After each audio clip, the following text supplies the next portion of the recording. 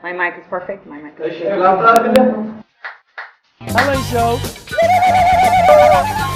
You're amazing. Oh, you are amazing. Thank you. It's super soft. Amazing, yeah. Super soft. Yeah, I love it.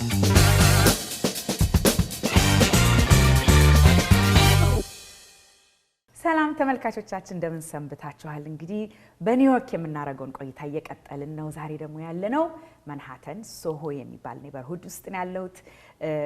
ከእንግዳዬ ከአወት ጎይቶምን አስተዋውቃችሁና ወደ ፕሮግራማችን እንገባለን። ከመግባታችን በፊት ግን አወት እንዲመቸው አማርኛ ቢሰማም ለመናገር ግን በደንብ ራሱን ኤክስፕረስ ማድረግ እንዲችል ቆይታችንን የምናደርገው በእንግሊዝኛ ይሆናል። እንግዲህ አወትን ላስተዋውቃችሁና ወደ ፕሮግራማችን እንገባለን። አወት Goitohom Welde Gabriel. How are you? Great, welcome. So we are here in your beautiful showroom, Yeah. Awet showroom in Soho. Congratulations on such an amazing accomplishment, by the way.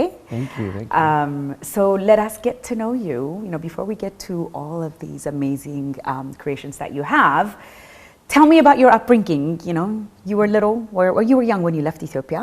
Very young. Very young, right? But let's start with your upbringing in Ethiopia a little bit. Sure. Background. Well, I just want to say thank you so much for coming, and thanks for your viewers as well. Yeah, I was born in Ethiopia to a tailor father. He started his career as a tailor in Addis Ababa. He was an immigrant from Eritrea back then. Okay. And the only skill he had was fixing and mending clothes. And so that's what the skills he used. And then he opened up a shop, and he opened up another shop, and he became a very successful businessman in Ethiopia. And that's really the groundwork for my upbringing in Ethiopia, and it was a beautiful childhood. So let me ask, were you going to his shops? Were you watching him work? Did you have like, oh my gosh, when I grow up someday, maybe I want to do this? Did you ever had that inkling, that desire? Or it's just, hey, this is my father's work, and we're just hanging out here? Yeah, you know, what I associated my father's work was that I would go, it was harder to go to home around his work, so I would go around his work so I can get a Coca-Cola, and I would interrupt him. So the only thing I connected his work with was I would get a Coca-Cola or a Fanta if I went and visited him. Right. But the passion he had for people he worked with and the passion he had for craftsmanship was something that translated to everything we did in the house. You know, and so when we left the house, we were always like, nails are clean, shoes are shined, everything is prim and proper, and because he really looked at things in a way that was just like, I think, thoughtful, you know, and I think that generation was very thoughtful about the smallest details. So it wasn't more of the shop, it was more this learning the little things about how to be just and the essence of him, I guess, who he is as a man. Yes. And you know, I heard somewhere that he was a sharp dresser, obviously. Did that translate to you? Did he make the clothes that you guys wore, or you know? Yeah, for sure. So as I said, we were not allowed to leave the house if we were not like 100% looking like we were going to meet somebody important. Okay. And so for us, he gave us a sense of the idea that pride comes for how you present yourself, and I think that's very much like a cultural thing, but he took it up a notch and was very, very adamant about us showing who we would like to be seen as every time we leave the house. And so that translated into every aspect of my life, you know, and making sure that I did that consistently in every aspect of my life. But it was an amazing... He was the example. Set the example. For sure. So your family's life kind of got upended in 1998 when the war between Ethiopia and Eritrea got started. What do you remember about that time? And I think you're the youngest kid in your family. Yeah. How many are you? Your siblings? There is a total of 12. Wait a minute. Yeah. Like 12 siblings? Yeah. Total of 12. And you're the youngest of 12? Yeah. Yeah. Amazing. Yeah. Okay, so that entire family was upended, and you left. It was a very difficult time in Ethiopia for many, many people. Sure. Tell me what you remember about that time. Yeah. So at that time, there was 6 of us left. The rest were in school in Europe or some other places in America and everything. And it was very confusing for me because I was young. And all I knew was Ethiopia. All I knew was my neighbors. All I knew was my friends. And so I think what was heartbreaking was my sister, Rahel, and I were in the market one time, and the war was already started. And they were looking at IDs. And they looked at our IDs, and somehow, I guess it says that we were Eritrean or something like that. How old were you? And I was 7 at that time. And we were put in jail. At 7 years old? And so I think about that, and I'm like, it's crazy because you're like, this is home. You know, this is all I know. Yeah. And, you know, and a lot of thousands of people experience that. And before you know it, from a very comfortable life, beautiful life, holidays in Ethiopia, you know, all those memories, it was done. And we were put in buses and dropped in the middle of the desert, you know. Yeah. And so I think that was the start of just understanding, you know, how hard the world could be. How cruel the world could be. Right. You know, and I think it kind of hardened me in a way that I just saw the world in a way that accepts, you know, before it was just so, everything was just so beautiful. But now I could see it for what it was, and I had to kind of, you know, make sure that I wasn't surprised, you know, anymore. It was like, oh, this is crazy. Totally reality set in, and okay, this is what the world is about. So when did you, so you left Ethiopia? Yeah, 1998. 98. Yeah. And then did you, like, how long did you stay in Eritrea, and when did you get to the US? So we got to Eritrea in 1998. First we were in camps on the border until the Eritrean government moved us into the city. How long were you in the desert? The desert, probably 2 months there, and then moved into Asmara. Okay. And then we were in a refugee camp in Kenya. Okay. Because it was just a very hard time to be in Eritrea at that time, because they were recruiting everyone, and we were too young to be going into a war. Correct. You know? Yeah. We weren't kids that were ready for that kind of situation. And we became refugees in Kenya and lived in a camp there outside of Nairobi.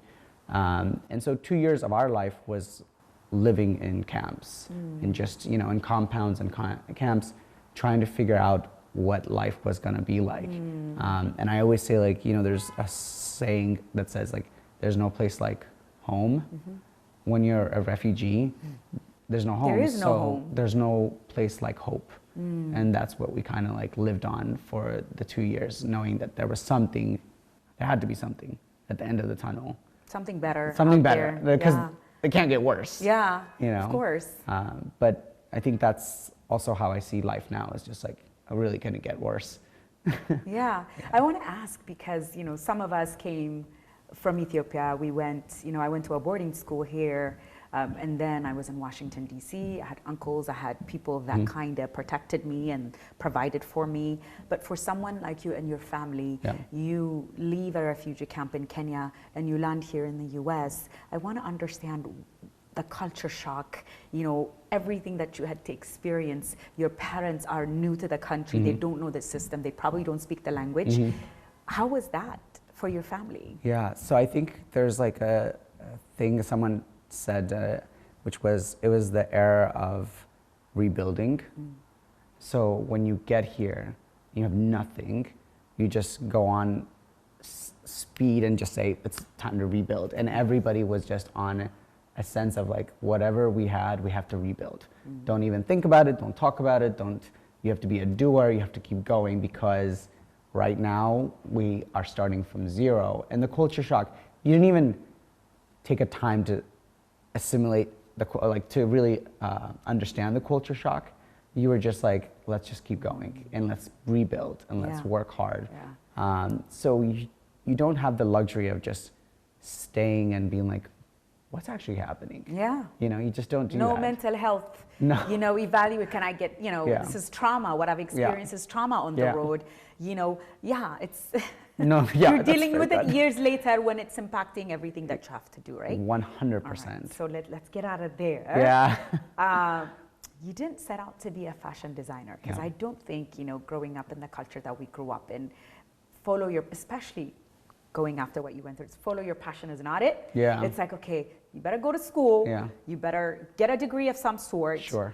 Preferably a doctor or a lawyer. Sure. And then get a job and provide for yourself. Yep. You know, let's get out of this whatever mess that we're in that way. Sure. So fashion is further from the dream, right? Yeah. You didn't pursue that. Yeah. You did your undergrad. Yeah. You went to NYU, Yeah. MBA and MPA. Uh-huh. Okay, so talk to me about that. Yeah, so I think the way that this journey started to create Out New York was a very personal one. It was at the height of the pandemic. I think all of us were soul searching about things we'd learned in our life, and my dad has always been the inspiration to everything I've done. He used to tell us as kids, and he would look at tailors and shoe shiners and people who make beautiful things, that make this world so beautiful. He would say, always look out for people with greatness in their hands. You know, and for me, I had forgotten that until the pandemic, when I was just sitting at home thinking like, what's going on in the world, you know? So what were you doing? You were at the UN, or you were working? I was at the UN. Okay. I was working, you know, building the COVID relief globally for UNICEF. And I thought about that saying, always look out for people with greatness in their hand. And the first thing I said was like, how are people like my father, like tailors, how are they doing? How are they surviving? So I started calling shops in New York City in the garment district, seeing what was going on. And one of them answered, and I said, how are you doing? And they said, we're about to close. Oh. And I said, you're not about, I made a promise, I didn't know what was happening. I said, you're not gonna close. I'm gonna start a brand, and I'm gonna help to keep you open. Not knowing what that even meant. Okay. So that's the journey that started this whole thing. That's amazing. Yeah. Let's take a quick break. When we come back, then we're going to talk about the journey of Out. Great. All right, we'll be back. Stay with us. So we're back. We're in Soho at Out showroom with Out. I'm going to Walde Gabriel. So we just, before we went to the break, we were talking about, what inspired you to start a clothing brand. Your brand, if we say it's like a livewear or high-end livewear is what it's, I guess how you would define it, right? How did the concept, because if you've never really been a fashion designer and never been in that industry, how did the concept even come about, okay, this is what I want to do? Yeah, so when I made that promise to the garment workers, I said, okay, we have an amazing story, which is very nice that we're doing what we're doing. But another thing is that we needed to create the best product. And so we looked at 17, and at that time everyone was wearing hoodies and joggers. Oh, that's true. And so we looked at 17 of the best hoodies in the market, and we cut them up. We looked at the best material, makeups and everything, and we created our first sets. And one of the things I wanted to really coin was this idea of making things that we couldn't live without. So you have loungewear, you have active wear, you have all these kind of wears, but live wear was where I thought where we can make the biggest impact. So we coined it. We created a genre called live wear, and it's really making items that your everyday items that you cannot live without, that enhance your life, that make you're not worried about them. You're like, oh, this is what I can put on to do whatever I need to tackle in life. And so at the beginning, it was hoodies and joggers, and now our collection is completely widened to make sure that you can do whatever you need to do in your life and not have to worry that you don't have the most comfortable pants or the most comfortable t-shirt, or you have what you need to tackle whatever you need to tackle in your life. And so livewear is about creating that kind of pieces that consistently you are thinking about when you're not wearing them. And the pandemic, nobody's leaving the house. We're all wearing our, like just comfortable wear. I mean, that's kind of how like a lot of these brands that were making comfortable wears were just taking off, because we're all staying home. Nobody's wearing your suit and your tie and any of that. So it's a brilliant concept. Out, your namesake, right? Why did you decide to name it that? I think one thing is that there's power in that name, Out. I was born in '92, and it was after the war with Ethiopian and Eritrea. So my father would always say, like, I gifted you that name. And so I think during the pandemic, I needed something that was impactful. And I think victory is what it means. Yeah. And I think we all kind of wanted to feel that because we didn't know what was happening in 2020. That's true. And I think that was one thing. The other thing is that it wasn't in the market.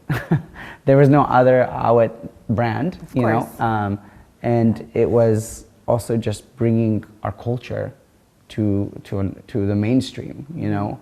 I did everything. When I started this, I knew where it could go, and I just wanted to bring our names and our people with us while I did that. So yeah, because I'm looking at all, like, this is your new spring collection, right, for 2023, and each design has a name, right, and you use all Habesha names, which is really fun.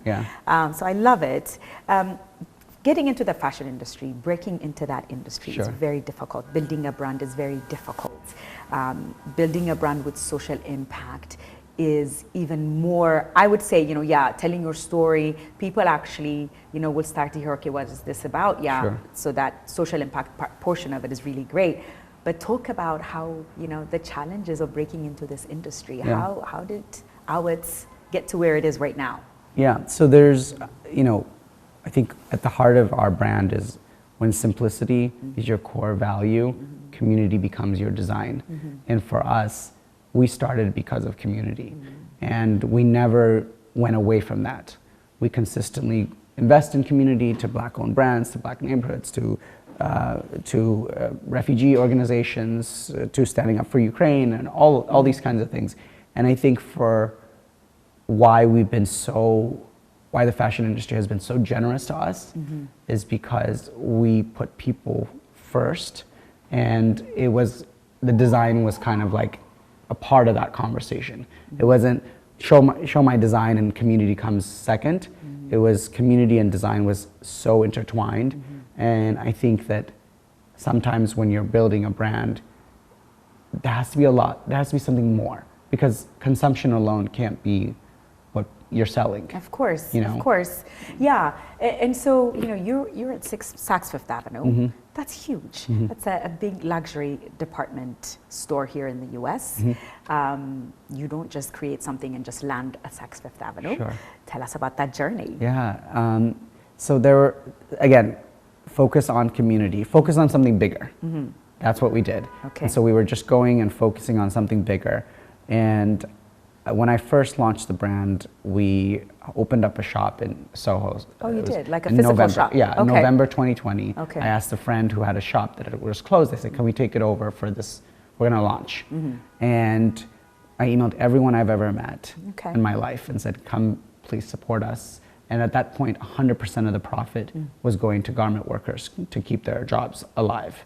And, you know, through people were just so impressed that we were really thinking about the garment workers in the way that we were thinking.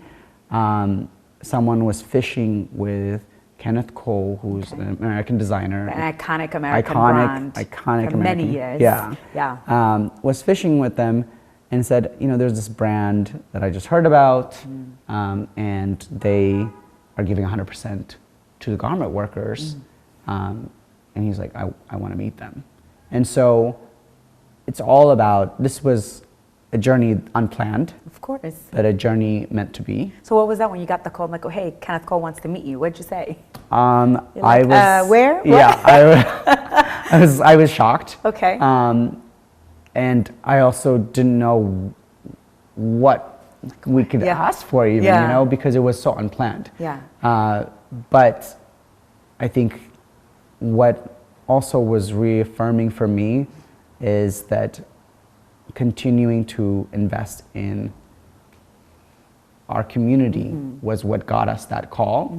And then he made a call to someone at Saks and said, have you heard about this brand? Amazing. And the rest is kind of history. But all of it would not have happened if we didn't have a bigger meaning to the brand, and if we didn't bring people with us.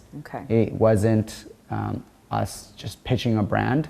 It was us pitching this idea of supporting each other. And community. It's amazing. So you were initially exclusive at Saks. I think you also sell it on your website, and then it's also you know, branching out to different locations, correct? Yep.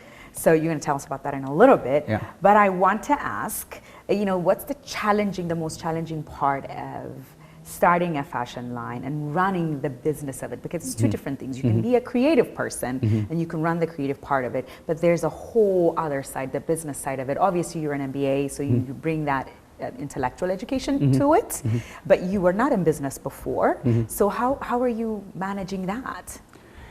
Yeah, that's a loaded Hard one. question. That's a loaded one. I'm sorry. That's a loaded one. Look, I think what has been the most exciting, especially coming from the UN experience, right? The most exciting part of my job is there's a lot more I don't know than there are things that I do know.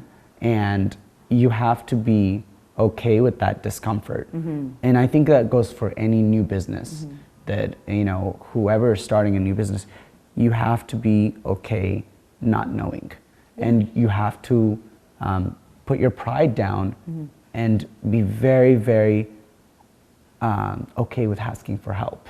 And I think that I do believe sometimes businesses fail because the leaders don't know how to ask for help.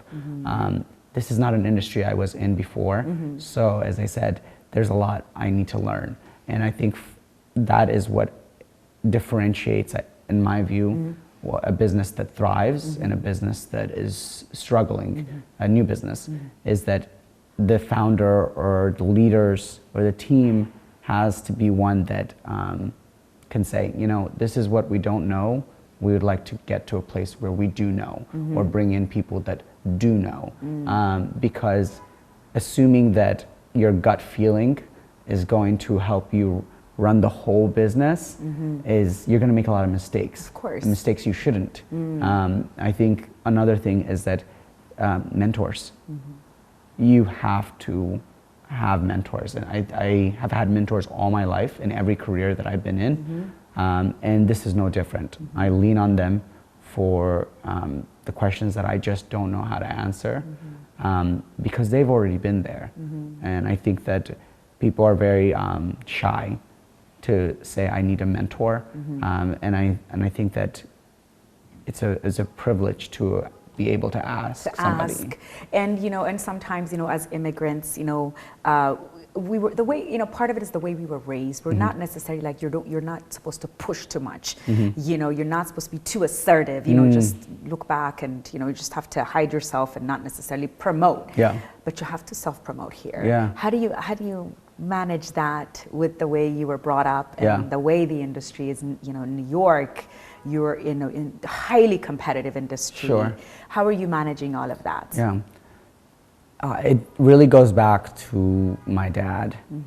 This is a man that ran away from home and was born in Adibus in Eritrea, which is a very small village, in a house that was made of stones, no electricity, no nothing, right?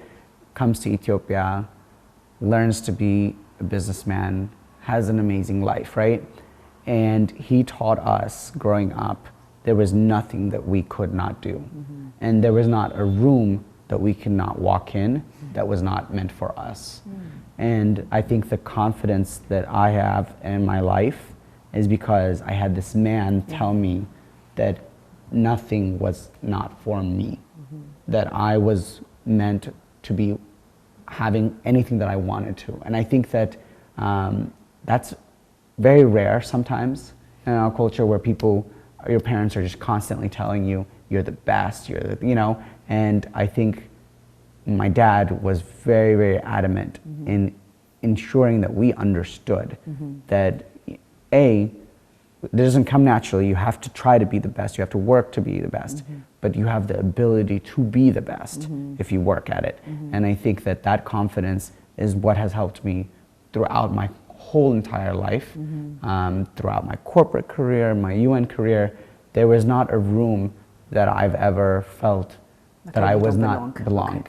And I think it comes from that root childhood lessons of understanding that there was not a space that was not made for me. That's amazing. You know? Because it sounds like from the way you tell me, it's not like your father was this highly educated person, but he was, you know, emotionally, you know, very strong, you know, like what do they call it? Emotional intelligence? Yeah, yeah, sure. so he had that in spades for him to be able to instill that in 12 children. Yeah. So what advice do you have before we wrap up to aspiring fashion designers in Ethiopia or in Eritrea that are watching us, and most of them don't necessarily have the resources and maybe the opportunities or maybe the role models to see? What advice would you give them? So one of the things I'd say is you're going to get more no's than yeses. That's true. And I think you have to build your no armor. You have to kind of build that up, because you're going to get that, and it cannot discourage you from keep going.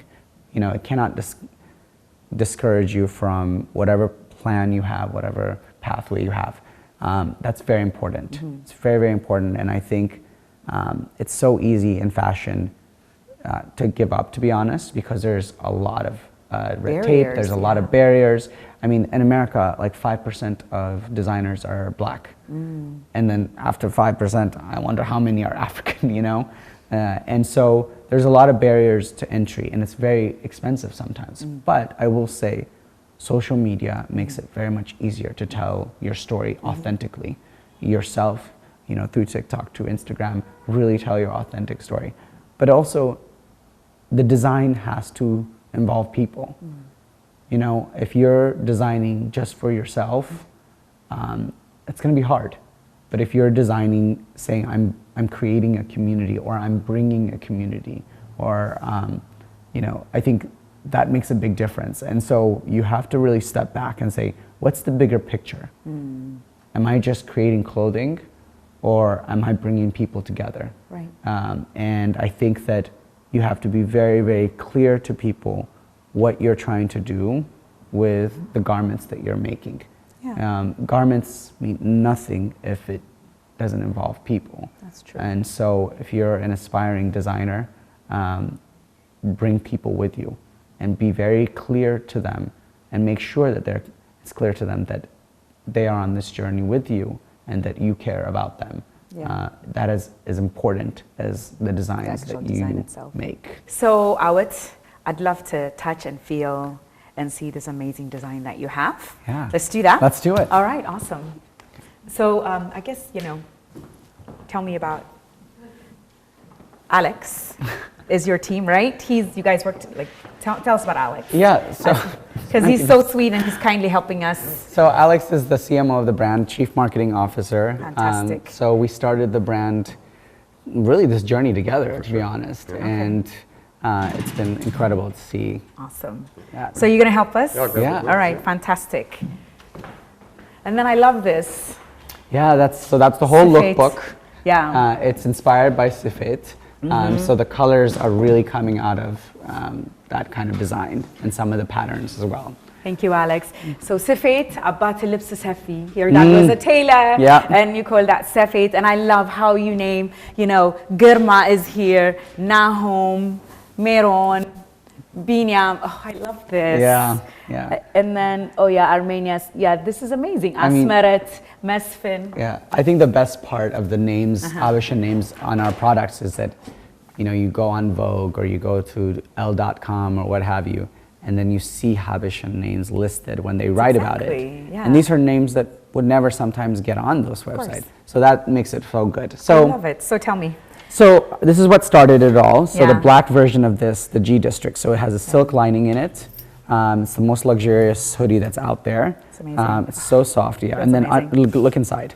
It's a fleece silk mix.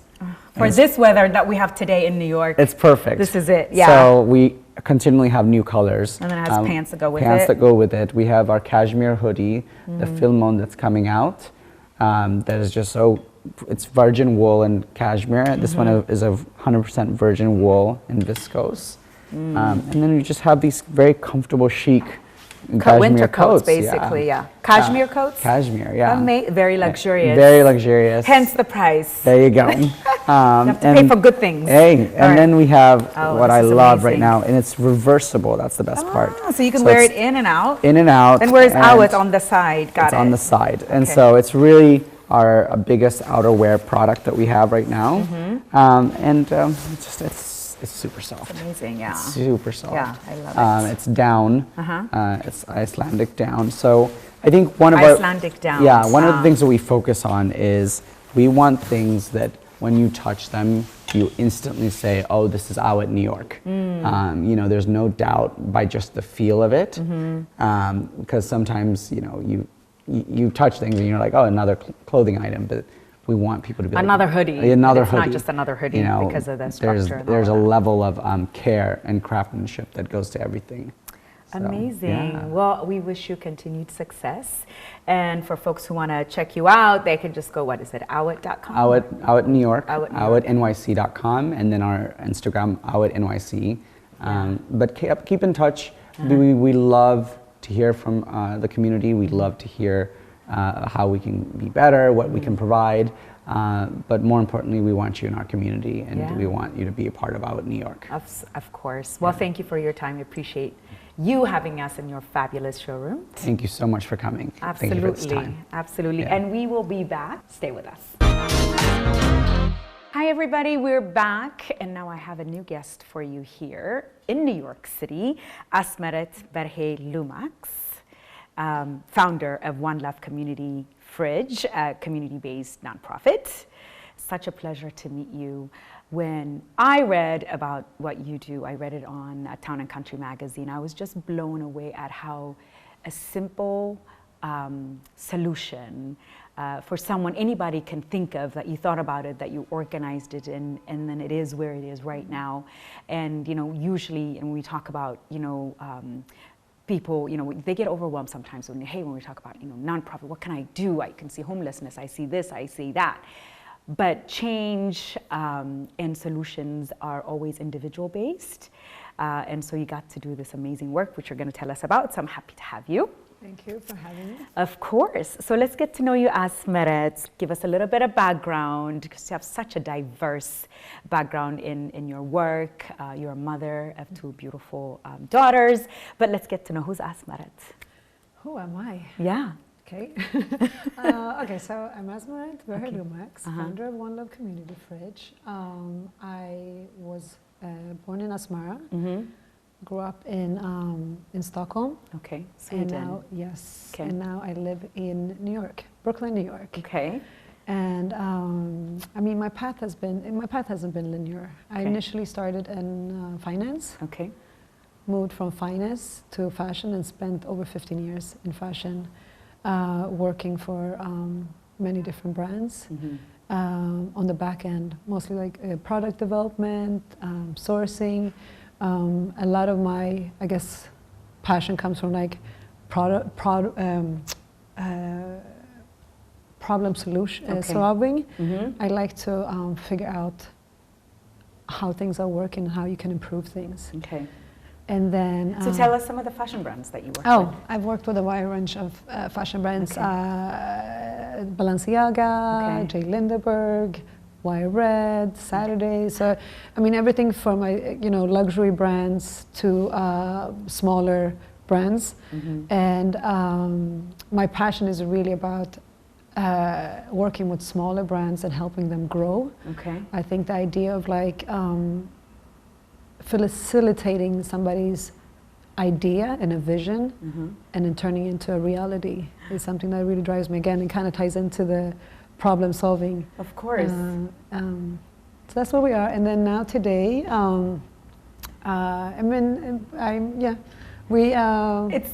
It's a winding road to get you to where you are today, right? Yes. So One Love, community.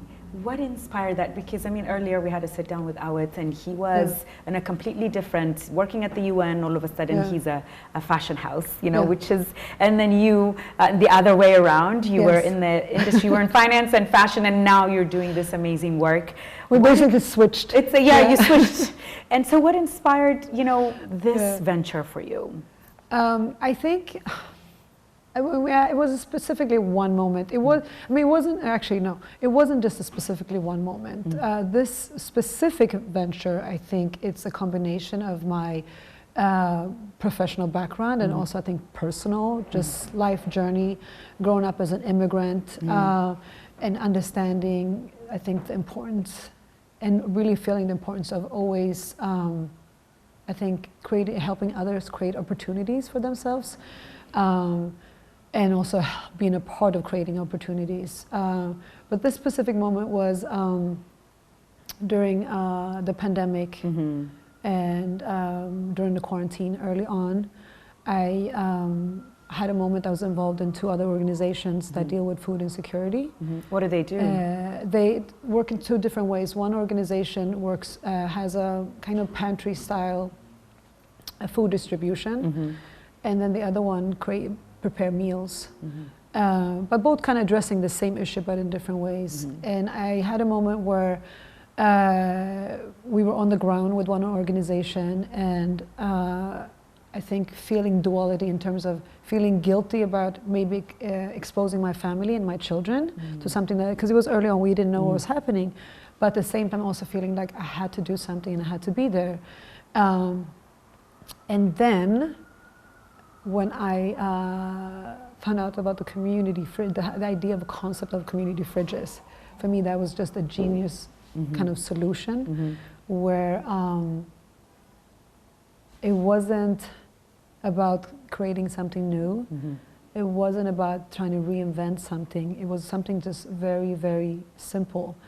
And I felt like something that everyone could be involved in. And it would kind of, on a very selfish level, it would address, you know, me wanting to do something, but also want to include my family in it. Your children. Yes. How old are your daughters? My daughters are 12 and 14. Yeah. It's incredible because I think when you said that, you know, you wanted to involve them, I want to ask you how you involved them, because in DC, my kids, you know, before my daughter went to college last year, right in the middle of the pandemic, we did the same things. There were some food pantries in the DC area. So she's 19, and then my son, now at the time she was maybe 17 and my son was probably like 13, but I used to take them to these, you know, shelters. They're not shelters actually, but that they provide meals and groceries for the neighborhoods like that we lived in. And it was such an eye-opening experience for them that they didn't understand that people don't have, you know, just such limited resources. They need to supplement this by coming out to get here. It changed the way they look at poverty, and when they saw it firsthand. So I wanted to ask, you know, when you involved your children, your daughters, how do they see this? Yeah, I mean, even for myself, because you know, I've been involved in several organizations that, you know, deals with education, health, and also food insecurity. But it's very different to see the numbers than to read the numbers. So even for that, you know, that one day we had in less than 2 hours we had over 400 families that were standing in line. And now, you know, I made the choice to be there, but these families are not, they didn't make the choice. They had to be there, right?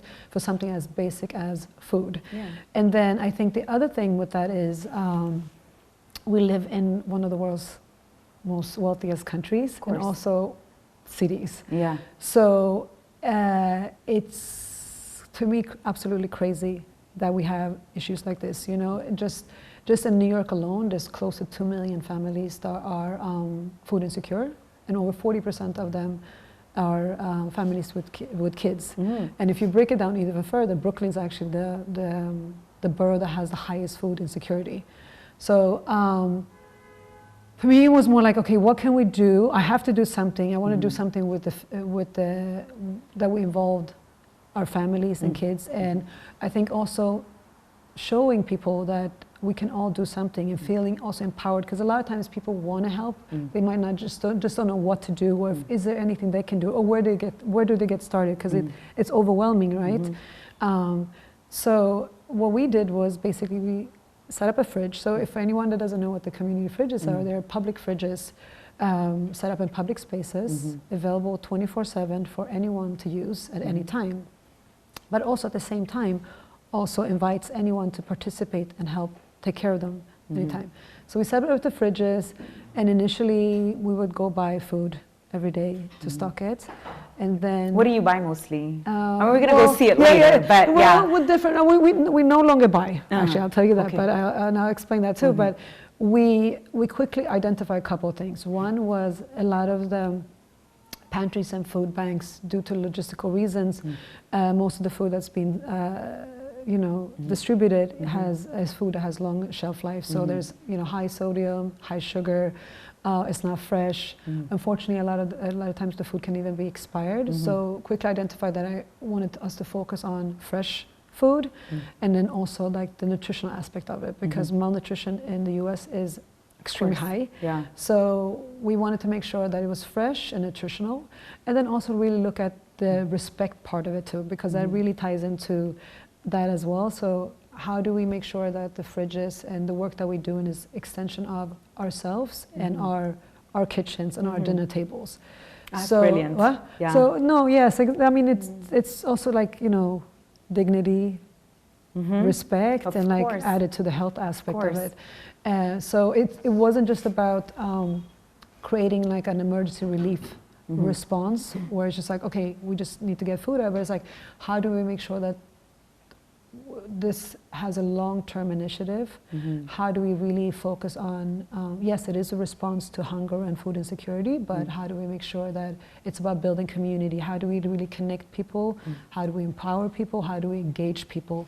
And by the things that we thought about was like access, education, and inclusion. So let me ask, you talk about destigmatizing food insecurity and dignity. What does that look like in action for you for One Community Love? For us, in action, it really looks about who we partner with in terms of where the food comes from, what kind of food we bring to the fridges. It looks like in terms of how we design the fridges, any other initiatives. So, because I think coming from fashion, and many in our community coming from either fashion or tech business, understanding the power of design as a very, very powerful communication tool, and using that, and also making sure that, for me, it was like consistency also, making sure that people know that we're here to stay. And I think the third one would be to make sure that it's beautiful and fun, because it's something that's rooted in equity. But how do you really make sure that we create a space that is fun and a source of pride rather than, a shame or feeling that you have to hide something. Of course. And then, it could be anything, right? We make sure we think about it when we design our resource material, when we actually do our distribution bags, our fridges, all the way through. That's how it is. That's amazing. Okay, so we're going to take a quick break. We'll be back and we're going to continue our conversation. Stay with us. So we're back. We're continuing our conversation with Asmeret Berhe Lumax, One Love Community Fridge founder, right? It's not easy. You may, once you have an idea and you execute it and you start getting it to go, it's very difficult to sustain it if you're not able to inspire people with whatever project that you have, inspire them to give, to participate, to donate, not just financially, but also their time, right? So how do you do that? Okay. Well, I don't look at it as giving. I really look at it that everyone that's a part of this also receiving. So this idea of like circular movement, right? So, and I think our goal is to inspire people to take action and engage in different ways. And one of the ways we do it, we want to show people what steps they can take, and showing that, there's always something we can do, and nothing is too small, but it's more about kind of taking that first step. And like for us, the way we do it is we help, initiate ideas. And try to do it ourselves. Okay. But in terms of like making sure that people like continue to be engaged, is really about looking at it as you're not just giving when you participate, you're also receiving. Okay. And people need different things in their life, and people have different things to give. So one of the things that we really want to address with One Love has been like for traditionally in terms of non-for-profit or even in the charity world, there's only a space for a specific demographic, and it's not always easy for people to participate in different ways.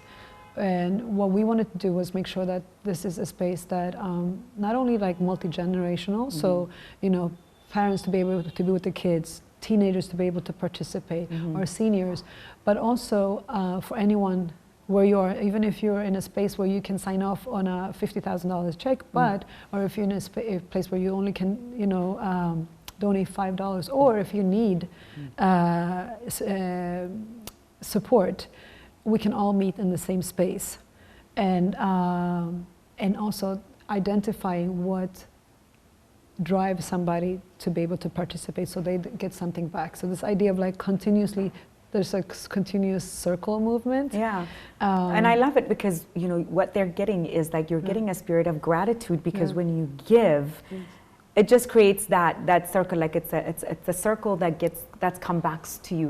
It's going to come back to you because you're understanding, okay, listen, I'm giving and God is giving something back to me, and so you're just feeling, you go back home and like, oh my God, I thank you for everything that I have, because I just saw someone that has none of these things, and you know, especially in young kids. But you know, and over again, what we noticed was, I think, and especially during like what's happened over the past 3 years with the pandemic, is connection. Of course. And it's not, people are craving, you know, to be connected with their community, with other humans, and I guess like also like another purpose. So that has been like, I think that has been like the secret between like being able to continuously grow it and keep people inspired and want to participate. Yeah, and for you and I, people that came from the country that we came from, and poverty, it's just a huge issue. Sometimes, you know, you look at, especially when I go to Ethiopia, and maybe when you go to Asmara or whatever, you know, you just see poverty around you in just such a huge way. It gets overwhelming. You know, where do I start? I want to help. I want to do something, but it's so big, it's overwhelming, it's daunting. I'm just gonna, I can't, and then you just give up. What do you say to folks like that? You know, you didn't go huge. You started within your community in Brooklyn. What do you say to folks like that are overwhelmed by problem and by issues to become the solution? I believe that we can all do something.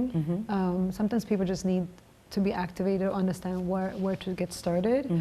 But we all have the power to make change. Some of us have more power, some of us have less power. But the idea of just starting, and then starting small and starting within your own community. I mean, I think New York is a great example too, where it's often not talking about, they don't discuss, like food insecurity in New York is not as discussed, but we can, even here, like our initiative started in Brooklyn, in our own backyard, in the front yard, that's the word. But I mean, I think just the power of small actions and many small action, and like that then leads to big change. That's true. But and then we all have the power to make a change, and nothing is too small. And I'm really, really firm believer, and I think One Love is a great example of that. Where we've building momentum, and we've been able to activate so many people, and together we're making a huge change. And on top of it, you know, partnering with other organizations. That's amazing. So I have to ask you this. You've been in the background a lot, even in your, in the fashion industry, in your previous roles. A lot of the stuff is in the, you know, you're in the background, you know, you just make it happen in the background, right? And there are people that are in the forefront, they're just out there doing their thing. Now, as a leader in this organization, in this venture, you have to come up front. You have to be the one to speak. You have to be the one to direct people. So how is that? That brings you out of your comfort zone. How do you deal with that? I mean, the leadership aspect I can understand, but the introvert aspect of it, you know? I think I, as a person, prefer to be in the background. And if you look at my career choices and what I've done before, I prefer to be in the background. But I think with One Love community, it's just been very important to be in the front of it. And I think it's such an important issue, and I think it's so important the work that's been done because it's not me. It became bigger than you. No, but it's not me. It's really I'm part of it. But it's a beautiful, beautiful community that is, that's doing this, and that's the part that makes it easy for me to then speak about it, because I want to make sure that as many people as possible know the work that's being done, and also have the ability to, have an opportunity to get inspired and maybe take, the first steps on their own. So that's the part that makes it easier. But I think I would have preferred to be in the background. That's amazing. Kind of the same. Yeah. So we're gonna go get to see in Brooklyn one of your fridge. You're gonna Yes. show us how you stock it, and hopefully we get to do the work as well. Maybe. Absolutely. All right. Yes. So we'll be back. Okay. We'll see you outside in a few. All right, everybody. So we are back in the freezing New York weather in the streets of Brooklyn with Asmeret. She's going to show us how they're going to stuff their refrigerators. So take it away. Show me how you do it. I'm here to work. All right, here we go. Okay. Do you want to take? So let me carry the heavy one because Yeah. I'm stronger. We got it. Okay, so here Okay. we've All got right, we'll take oranges, it. We have a mix of everything. How do we So, do this? Like, here. how do you? How many times come a on this day? side. If you come on this side. that side, okay. This is the smaller ones. Okay. There are fridges in all different sizes. It all depends on kind of what neighborhood and where they're placed. Okay, because some of them are tall, some of them are small. Okay, Yeah, got and it. some of them are wide, commercial fridges too. This one, because where it's placed, it works really well. That's a smaller one. It's also it's a residential neighborhood, so it really invites neighbors to get involved, and also gives people that are using the fridge a lot of privacy. Okay. It doesn't become like a food pantry stop. People just walk by, pick up what they need. How many times a day do you? So this one we try to stock about 3 times a day, sometimes 5, because it's a smaller one. So a lot doesn't fit in here. And again, like we're a volunteer-run organization, so we have a lot of volunteers that do food pickups. We get them donated and take it out to different fridges. Okay, so And let's we do it. support about 25 fridges throughout. 25. Yeah, throughout Brooklyn and Lower Manhattan. Amazing. With food, and also helping them kind of make sure it's clean, make sure they have enough volunteers, and so on. All right, so let's do it. So today we have fruit and vegetables. Yes, Okay. yeah, go ahead. So I just do find a place to put this. Yes. And I think today we're going to actually leave this one on top. Okay. I think I'm gonna give them some kale and. Yes. And one of the things that we try to think about quite a bit is when we stock the fridges is who is the person that's coming and get it, and how can we make it as easy as possible for them, and as pretty. Okay, as pretty, as As organized. organized. Don't just like stuff it in. No, as got organized it. and as pretty as possible. Okay. And again, it's because, for many people that come, there's already like a stigma attached around it. And we Right. want to make sure that they come and they feel that they're welcome and respected in the space as well. Okay, some carrots. Yes. Okay, oranges. Yeah. And then the other thing we Celery. think about, yes, and I don't know if you thought about it now, it's very colorful. Absolutely. So again, and this they're idea good. of like eating the rainbow and eating healthy, nutritional food. Avocados. Yes. Amazing. You. And then you have zucchini here. Can the banana fit in there or no? Maybe not. But maybe we'll put We it on can top put it in actually, because here? the Okay. banana should be fine on top. Okay. Hi, How good, are how are you? Just in time. Yes. The Which tomato. one? Do you want a tomato? Okay. Here you go. Yes. There you go. You want this? No, this good. The house. Okay. Yeah. Yeah, go ahead. Here you go.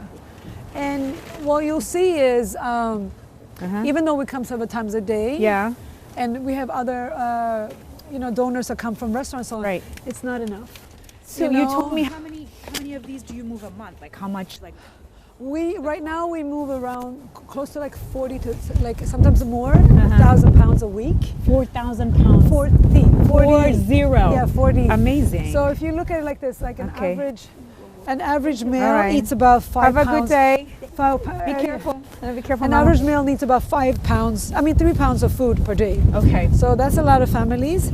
And I think The other thing that we get it to is like prepared meals, fresh prepared meals. Oh, you do that. Yeah. And then I want to ask you, there's this lovely lady here in the Yes, store. yeah. They help you, like you work with, Well, the way she how supports do us they is, participate, the businesses? she donates the electricity to make Okay. sure that the fridge is here, Okay. and also the space, because it's her business and her storefronts, and the fact that she lets us place a fridge outside her business, it's Okay. amazing. Okay. And then before we leave, Yes. before we run out of time and leave, I Yes. want to ask you about this. So what is this here? This is a resource guide that And we you use. put together Yes, here? that Okay. we Here, show me. design and make, and it's really about sharing information and how to do that in a space that's very beautiful and inclusive. Okay. So it has two things. It has a recipe guide. Yeah. And it's like the education. languages? Different language. 4 languages. There's Mandarin, English, Spanish, and Arabic. And it's really about considering the communities around here. And it has ways how you I love can this. use the food that we put in the fridges. And I think Amazing. the other thing is it has a map too. So it's really like, it's a really about a resource Very guide, but informative making it, guide. again, something that people want to carry, want to show off, and not feeling shamed and try to hide it. Got it. So- So before we finish, Yes. this is one of the things that you do. This is not the only one that you Okay. do. There is a Phenomenal Girls Club. Yeah. There's something else, like a beauty. The Black Beauty Club. Tell me a little bit about Black Beauty Okay, Club so- quickly. Again, the Black Beauty Club is an amazing community, the global, mostly women, but we approach beauty from a very cultural standpoint. And it initially started in the midst of the pandemic as well, and grew very quickly. But with my background in fashion and beauty, I'm very interested in terms of identity, Right. And how what does your identity mean? How do you move Right. it forward? And I think beauty is also extremely interesting because it's so connected to power, Right. and it becomes very political. So we do a lot of conversations around ageism, sizeism, colorism, importance of sleep, beauty ritual, again showing this. How do you connect people? Right. How do you create community? And what I've learned with this has been that, especially within beauty, there's so much that connects us, actually more than separates us. Right. So that's one of the other, and it kind of ties into what we do with One Love. It's like, again, how do you connect people and show people the way, and hopefully inspire people in terms of, being engaged in the community and helping others. Amazing. As you help yourself. So this is I know, incredible. I Thank like you for sharing Oh my God, everything. no, You're thank amazing. Oh, I'm so proud of you. I know you're going to continue to do so much awesome things with this, and I hope this inspires our viewers that it doesn't take a lot to start making a change in your community where you are. We can use the resources around us. You can pull resources from the community, from our friends, from our family, Yes. and do something that makes a difference, right? Absolutely, absolutely. You're a prime example of that. And so are you. So are you. Thank you, my dear. Thank you. All right, Yeah. so, but thank you, everybody. So we are done here in Brooklyn, New York. Thanks for watching our program. Until next time, see you then. Thank you. Ooh, you're amazing. No, you are amazing. Thank you so much.